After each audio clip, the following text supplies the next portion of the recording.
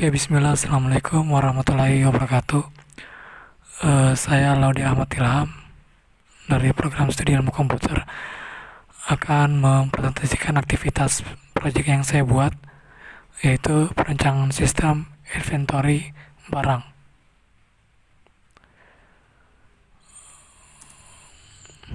Oke, kita lihat. Di sini saya akan menerangkan workflow yang akan saya buat, bahwa sistem informasi ada 4, yaitu 4 partisipan, yaitu supplier, purchasing, inventory, dan customer. Kemudian lambang-lambang di sini saya akan jelaskan, yaitu rangkap ini disebut simbol dokumen atau purchase order. Kemudian dari start ini kita mulai dari input data supplier, input data barang, dan input data customer. Prosesnya di sini purchasing order. Itu di luar dari kemudian kita memberikan informasi tentang stok barang kosong. Purchase order ini kemudian akan ke dokumen order barang. Setelah barang jadi dari supplier akan dikirimkan ke gudang. Logo ini atau simbol ini disebut simbol proses manual. Kemudian punya decision, yaitu barang yang kita rusak, dia akan ke return pembelian barang. Itu namanya disebut simbol proses. Kemudian dia akan lari ke supplier lagi. Kalau pengiriman barang oke, dia akan menjadi barang masuk. Simbol ini disebut penyimpanan database atau tabel. Akan masuk ke barang.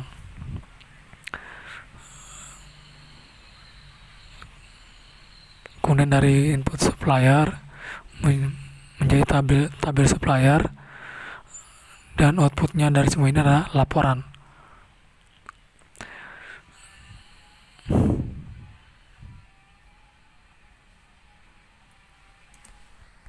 Oke, kemudian ini adalah identifikasi user atau use case diagram, di mana saya akan menyebutkan ini adalah simbol aktor atau orang-orang yang berhubungan dengan sistem.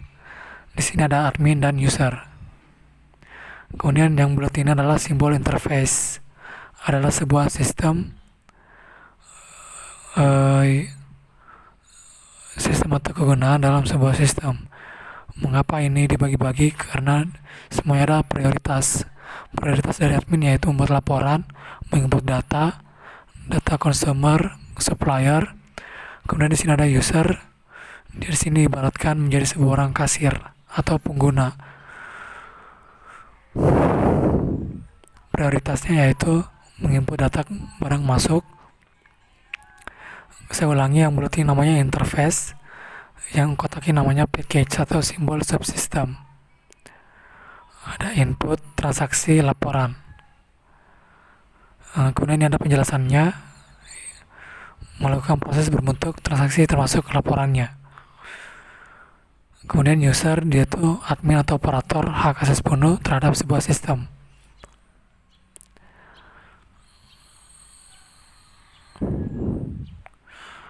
Admin itu prioritasnya dia itu input data, kemudian dia juga bisa transaksi.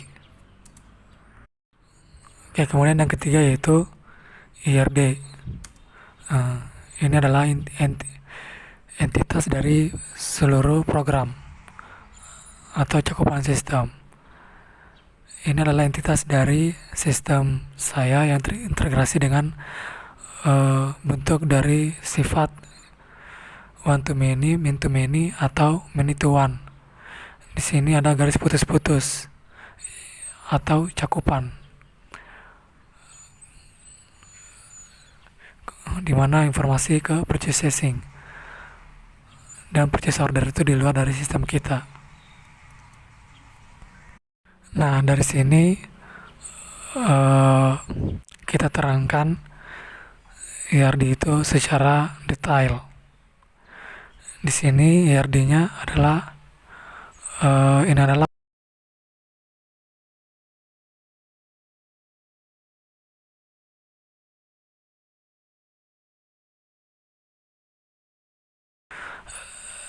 relasi antar tabel. Nah, di sini saya menerangkan yaitu user mendata stok barang sifatnya one to many karena setiap user akan mengupdate dari stok barang. Kemudian dari stok barang itu berisikan dari barang, dan kemudian barang mempunyai master brand. Kemudian user itu adalah tabel user, tabel permintaan, dan detail permintaan yang masuk dari stok barang mining, di mana satu stok permintaan mempunyai banyak detail permintaan, di mana ada juga tabel banyak barang, di mana kode barang yang tidak terdapat di tabel barang maka tidak terdapat di detail permintaan. Di sini ada juga grouping di mana satu kode merek mempunyai banyak kode barang. Misalkan di sini Samsung. Nah, di sini terkumpul ada Samsung Galaxy J1 dan lain-lain. Berikutnya adalah tentang barang masuk dan barang keluar. Barang masuk dan retur pembelian. Di sini ada retur pembelian atau barang masuk di sini berawal dari purchase order yang telah dilakukan oleh purchasing kepada supplier. Supplier melakukan pengiriman barang one to many. Satu supplier mengirimkan banyak barang, di mana pengirim banyak barang akan update stok kuantitinya, di mana stok oke akan menjadi barang masuk. Apabila stok rusak atau buruk akan menjadi return pembelian barang. Di sini relasinya, supplier mengirim barang, apabila barang oke dia akan menjadi barang masuk. Ini dia tabel supplier, relasinya tabel barang masuk. Tabel barang masuk di mana satu pengiriman mempunyai banyak barang. Di sini ada detail masuk. Apabila engine atau rusak, nah akan ada return beli, di mana return beli banyak barang. Satu kali return dia akan melihat banyak barang. Dan aku juga dia akan terintegrasi dengan tabel user. Form-form untuk transaksi ini akan mengetahui yang melakukan return siapa, yang melakukan penerimaan, atau melakukan pemasukan siapa, dan semuanya itu akan terintegrasi. Nah, jika semuanya jadi maka bentuknya akan seperti ini. Nah, disinilah disebut database relasi dari sistem saya. Semua diterangkan satu persatu, di mana barang masuk prosesnya hampir sama dengan barang keluar. Jadi penerangkannya juga sama. Nah, ini adalah bagian alir atau flowchart. Di sini ada menu login. Itu saya menerangkan di sini dari mulai atau start sampai selesai itu finish. Di dalamnya itu ada input nama, password, dan status. Kemudian yang ini adalah prisma ini simbol dari simbol decision atau pilihan ya atau tidak. Jadi dalam login itu ada mulai, input nama, password atau status. Kemudian apabila password salah atau nama salah, dia akan menjadi looping atau perulangan kembali lagi ke status awal. Jika benar maka dia selesai proses selanjutnya. Dia akan lanjut ke kemudian nyambung dari sini. Ini adalah konektor halaman dari sebuah flowchart. Di sini ada banyak proses Saya akan terangkan satu saja karena ini terlalu banyak, karena semua sama saja penjelasannya. Penerangannya itu pilih menu, simbol dari input, kemudian pilih menu yaitu misalnya master, kemudian larinya ke halaman 1, menekankan master, kemudian pilih transaksi, dia akan masuk ke transaksi. Apabila tidak, dia akan pilih alert. Apabila tidak, dia akan pilih stok barang, laporan, dan lainnya. Nah, misalnya kita akan memilih program menu master. Misalnya pilih menu master. Apabila iya, dia akan menuju ke tampil form data merek. Apabila tidak, dia akan ke memilih data yang lainnya. Misalnya pilih data barang.